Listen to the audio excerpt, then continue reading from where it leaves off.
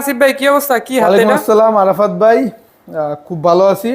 আর এটা হচ্ছে এইচপির মধ্যে একটা লেটেস্ট প্রোডাক্ট, বাহ, খুবই লেটেস্ট নতুন বডি দেই ভাই, সেটআপের মধ্যে এইচপি মালটা তো 10 একের জেনারেশন ভাই, থেকে যে একেবারে। বডি শুরু করছে দেখেন, এটা কি লেটেস্ট একেবারে 11 একেবারে জেনারেশন? Latest 11 generation. প্রাইস কি রকম ভাই এটা?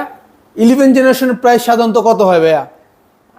তো কত 60-70 হইতে পারে। হ্যাঁ, আজকে যদি 11 জেনারেশন আমি 50 নিচে দিই আপনাকে, তাহলে তো ভাই কাস্টমার তো পাগল হয়ে যাবে ভাই। 30G8 ইলেকট্রিক সিরিজের ফুললি মেটাল বডি, খুবই ন্যানো বেজেল, এফএইচডি ডিসপ্লে, সব ports and button, backlight, everything A to Z সবকিছু অ্যাভেলেবেল আছে। যেহেতু 11 জেনি একটি প্রোডাক্ট, এগুলোর মধ্যে ইন্টারন্যাশনাল ওয়ারেন্টিও থাকে, কিছু প্রোডাক্টে থাকে, কিছু প্রোডাক্টে থাকে না।